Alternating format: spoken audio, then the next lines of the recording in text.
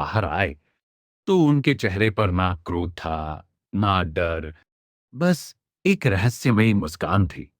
कालेवन ने सोचा, आज कृष्ण का अंत निश्चित है। लेकिन कृष्ण कुछ बोले बिना धीरे धीरे वहां से चलने लगे। पहले तो कालेवन हंसा। देखो, जिसे दुनिया भगवान कहती है वह मुझसे डरकर भाग रहा है। अहंकार में अंधा कालेवन कृष्ण के पीछे दौड़ पड़ा। कृष्ण आगे आगे और कालेवन पीछे पीछे। वे जंगलों से गुजरे, ऊंचे पहाड़ों के पास से निकले और आखिरकार एक सुनसान अंधेरी गुफा तक पहुंच गए। गुफा इतनी शांत थी कि वहां केवल सांसों की आवाज सुनाई दे रही थी।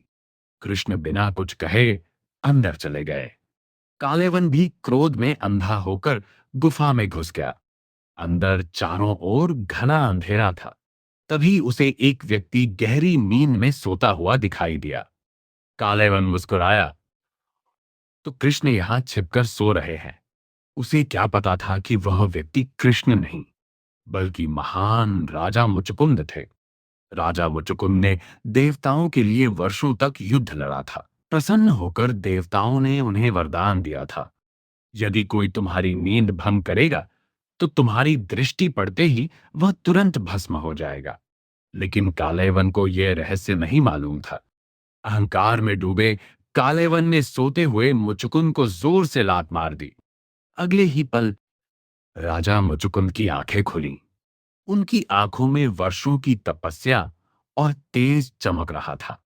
जैसे ही उनकी दृष्टि कालेवन पर पड़ी, एक भयंकर अग्नि प्रकट हुई। कालेवन चीख भी नहीं पाया और देखते ही देखते वह वहीं राख बन गया। पूरी गुफा में सन्नाटा छा गया। तभी अंधेरे में एक दिव्य प्रकाश फैला और भगवान श्री कृष्ण मुस्कुराते हुए मुचुकुंद के सामने प्रकट हुए। उन्हें देखते ही राजा मुचुकुंद समझ गए कि ये कोई साधारण मनुष्य नहीं। वे तुरंत उनके चरणों में झुक गए। भावुक होकर बोले, प्रभु, आपके दर्शन पाकर मेरा जीवन धन्य हो गया। कृष्ण ने प्रेम से उन्हें उठाया और कहा, राजन, आपने धर्म की रक्षा के लिए बहुत संघर्ष किया है। अब समय है कि आप संसार के मोह से दूर होकर तपस्या करें और मोक्ष के मार्ग पर चलें। राजा मुचुकुंद ने हाथ जोड़कर प्रणाम किया और हिमालय की ओर तपस्या करने निकल पड़े। जय श्री कृष्ण।